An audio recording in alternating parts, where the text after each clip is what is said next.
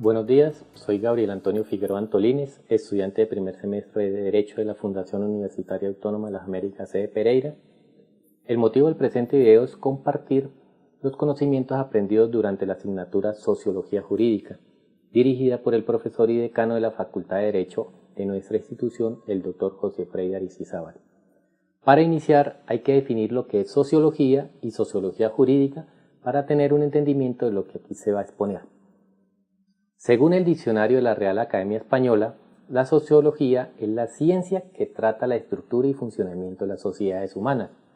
También podemos decir que es el estudio de las sociedades humanas y de los fenómenos religiosos, económicos, artísticos, etc., que ocurren en ellas. Por su parte, la sociología jurídica, también conocida como la sociología del derecho, es aquella rama que estudia el origen, la aplicación, las transformaciones, los problemas y todo aquello concerniente a las relaciones entre el derecho y la sociedad. Asimismo, se encarga no únicamente de estudiar el derecho como norma, sino como institución plasmada a través del estudio y su funcionamiento. Lo anterior indica que en toda sociedad humana siempre va a existir diferencias entre las personas que las habitan. Estas diferencias se pueden originar por causas políticas, económicas, religiosas, entre otras. Por tal motivo se crea la necesidad de que exista un órgano o cabeza mayor que dirija estas sociedades, puede ser un Estado o un gobierno, y que entre a dirimir estas diferencias a través de unas reglas de juego que regulen el comportamiento del hombre. A esto es lo que llamamos derecho. Concluyo diciendo lo visto el primer día de clase, que no puede existir una sociedad sin reglas. El estudio de la sociología inicia con un importante autor como lo es Lewis Morgan, nacido el 21 de noviembre de 1818, abogado, antropólogo, etnólogo y escritor estadounidense. Desarrolló la teoría del evolucionismo unilineal de la sociedad. Dice que la humanidad ha atravesado por tres épocas: el salvajismo, la barbarie, la civilización. El salvajismo y la barbarie la subdivide en tres estadios: el inferior, medio y superior. Salvajismo. Estadio inferior. Infancia del género humano. Los hombres permanecían aún en los bosques tropicales y subtropicales y vivían, al menos parcialmente, en los árboles. Los frutos, nueces y raíces servían de alimento. El principal avance de este estadio es la aparición del lenguaje articulado. El estadio medio comienza con el empleo del pescado, incluyendo también los crustáceos, los moluscos y otros animales acuáticos, como alimento y con el uso del fuego. Ambos fenómenos van juntos porque el pescado solo puede ser empleado plenamente como alimento gracias al fuego. De igual forma, la invención de las primeras armas, maza y lanza, permitió que la caza llegase a ser un complemento alimenticio ocasional. Estadio superior. Comienza con la invención del arco y la flecha, gracias a los cuales la caza llega a ser un alimento regular y una actividad habitual.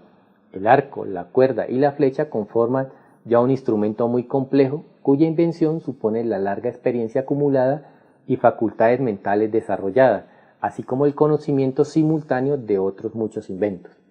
La barbarie, estadio inferior, empieza con la introducción de la alfarería.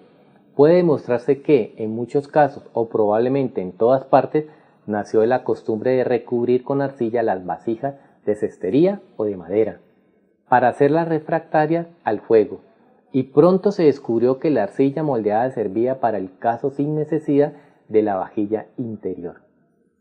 Estadio medio. En el hemisferio oriental comienza con la domesticación de animales, en la occidental con el cultivo de las hortalizas por el modo del riego y con el empleo de adobes, que son los ladrillos secados al sol, y de la piedra en la construcción. En el estadio superior comienza con la fundición del mineral de hierro y se pasa al estado de la civilización con el invento de la escritura alfabética y su empleo para la notación literaria.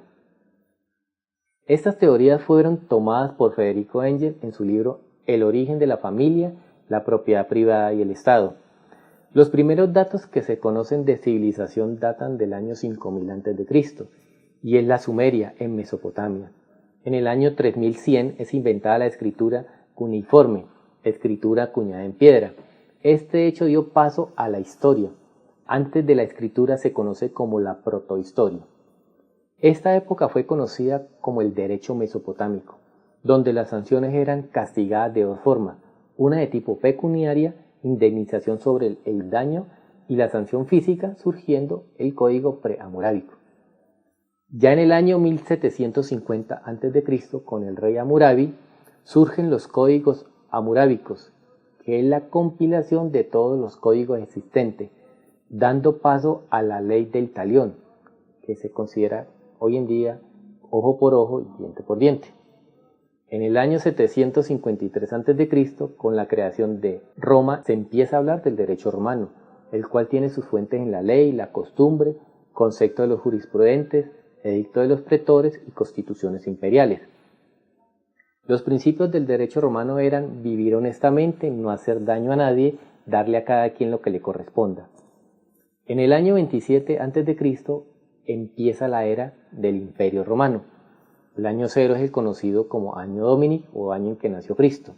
Sobre este hay que reseñar que para el año 33, fecha de su muerte, su proceso estuvo algo inmerso en fallas de proceso, donde se pueden destacar como principios violados en su justicia el de la diurnidad y el de publicidad, principios rectores del derecho hebreo.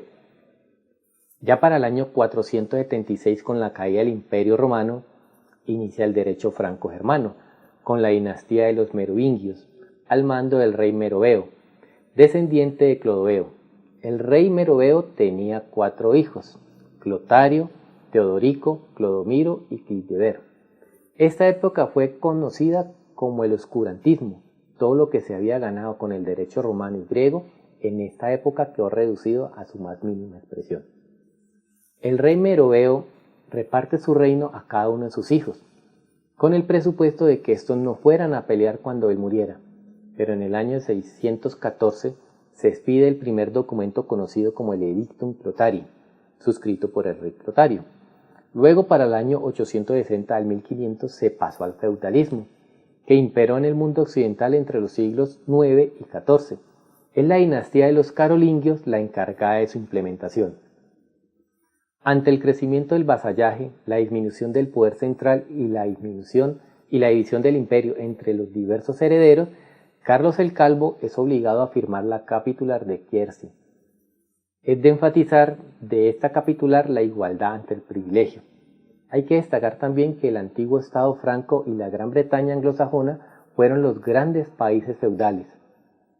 Pasando al año 1044, con el rey Eduardo el Confesor, fue uno de los pocos que tuvo un buen gobierno. Lo sucede el rey Enrique I de Inglaterra, a quien se le solicitó en muchas ocasiones la descentralización de la justicia, ya que en los condados alejados del reino no operaba esta.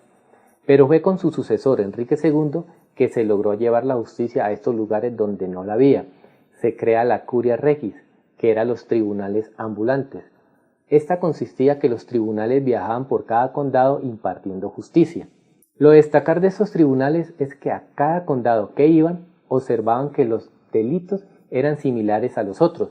Por tal razón se tomó la decisión de fallarlos de la misma forma como lo habían hecho en el anterior, dando paso a lo que se conoce como precedente, que al lado de la costumbre forma el derecho consuetudinario. En 1119 es coronado como rey de Inglaterra Juan Sin Tierra, a quien se le describe como un excelente táctico diplomático y militar, y mujeriego, de igual forma cazador, pero también era cruel y déspota.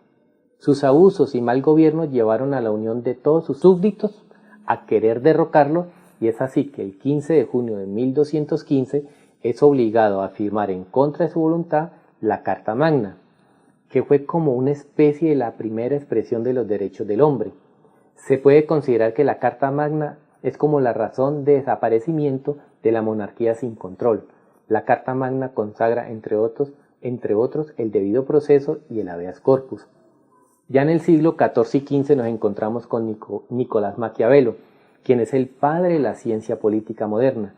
Presentó 2 grandes teorías. Manifestó que el ser humano, por el hecho de ser humano, tiene unos derechos que le son propios a él. Es lo que hoy se le conoce como los derechos fundamentales. También dijo que el poder del Estado debe estar separado de la Iglesia, a lo que llamó laico. Estas ideas viajaron de Europa continental a insular y fueron adoptadas por Thomas Hobbes, quien dijo que debe haber un contrato social entre gobernantes y gobernados, dando paso al contractualismo. Pero John Locke lo complementa y dice que también se debe hacer un control a los actos de los gobernantes, lo que él considera el dualismo de poder. Luego un señor llamado Charles Louis de Contat, más conocido como Montesquieu, afirma que el poder debe estar repartido en tres ramas, lo que hoy se le conoce como la rama ejecutiva, la legislativa y la judicial. Estos pensamientos de estos personajes se les conoció como la era de la Ilustración. Llegan de igual forma a América y se produce en 1769 la revolución de las 13 colonias. Es cuando Estados Unidos se independiza de Inglaterra. Estas ideas, del contractualismo, viajan de igual forma a Sudamérica y en Socorro, Santander, se produce la revolución de los comuneros. Luego, más tarde, en 1789, producto de las malas administraciones y de la hambruna, se produce la Revolución Francesa. Se firma la Declaración Universal de los Derechos del Hombre. Hasta este punto de la historia es lo que se conoce como la presociología. Ya para terminar el recorrido en este mundo de la sociología, no podemos dejar de nombrar a Max Weber, quien, a pesar de ser reconocido como uno de los padres de la sociología, junto con Karl Marx y Emile Durkheim, nunca se vio él mismo como sociólogo. Weber fue el que logró hacer el derecho una ciencia. Hasta aquí una breve historia de lo visto en la asignatura, concluyendo que los fenómenos que se han presentado en la sociedad, tales como malos manejos, despotismo, obedecen a malas administraciones, los cuales han producido las grandes rebeliones o revoluciones. Muchas gracias.